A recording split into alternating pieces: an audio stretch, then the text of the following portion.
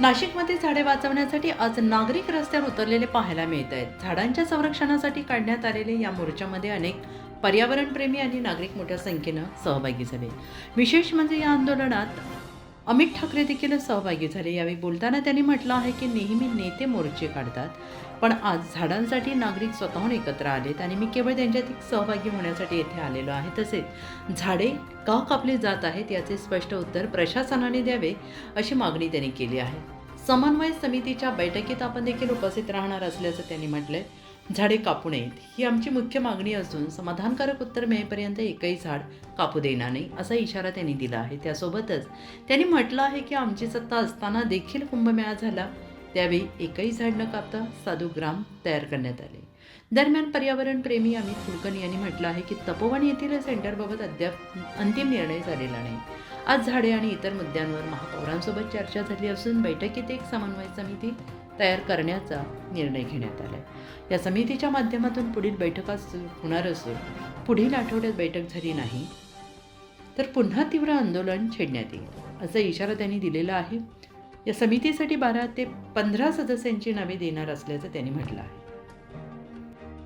काय प्रकार आहे तुमचा एकमेकांवर विश्वास नाही, विश्वासाचा भाग नाहीये. त्यांनी असं सांगितलं होतं की 7 नावं द्या, तर 7 नावं आमच्यामध्ये 7 नावं करण्यासाठी आमची एवढी कमी संख्या नाहीये, आमची संख्या जास्त आहे. आमच्यामध्ये पर्यावरणप्रेमी असल्यामुळे आमच्यामध्ये पर्यावरणाने काम करणारे लोक जास्त आहेत. आम्ही 7 नावं तुम्हाला फक्त देऊ शकत नाही, आमच्याकडे जास्त नावं आहेत. आम्ही त्याला आहे की आम्हाला 12-15 नावं, आम्ही 12-15 नावं देऊ, आम्ही 7 नावं देऊ शकत नाही. कारण की ही कुठली समिती ही काय एखाद्या पक्षासाठी किंवा तुमच्या एखाद्या एरियासाठी नाहीये. ही पूर्ण नाशिकच्या पर्यावरण आणि तपोवन हा जो आपला नाशिककरांची जी आस्था आहे, आपला जो कुंभमेळा दृष्टीने जे महत्वाचा विषय त्या ठिकाणी आपण ही समिती बनवतोय. तर या ठिकाणी आम्हाला नावं देताना 7 नावं आम्ही देऊ शकणार नाही. त्या विषयी आमचं भांडण होतं. आम्ही 12-15 नावं देऊ. महापौर मॅडमने ते ऍग्री केलेलं आहे की चालतील, पण तुम्ही आज द्या, आम्ही पुढच्या 2 दिवसात त्याच्याबद्दल मिटिंग घेऊ. आजचा जो मोर्चा आहे पर्याय काय म्हणजे तुम्ही म्हणला की पर्याय आम्ही सगळे द्यायला तयार आहोत.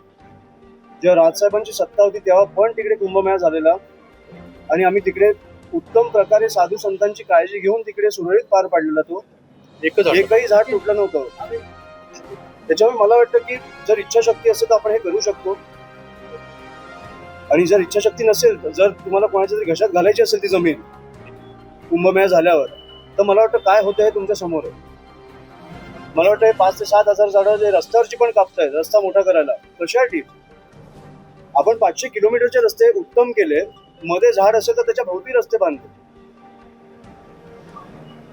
पण उत्तम एक खड्डा नाही पडला पावसाळ्यात. त्याच्यामुळे आपल्याला माहिती आहे की करायची असेल आणि इच्छाशक्ती असेल तर होऊ शकतं. माझी फक्त एवढीच इच्छा आहे की जे काय करताय तुम्ही ट्रान्सपरन्सी पारदर्शकतेने करा, समितीमध्ये आमच्या लोकांना घेऊन करा, आणि त्या समितीमध्ये मी पण असणार. ठीक आहे. आज या ठिकाणी 115 दिवस जे रोज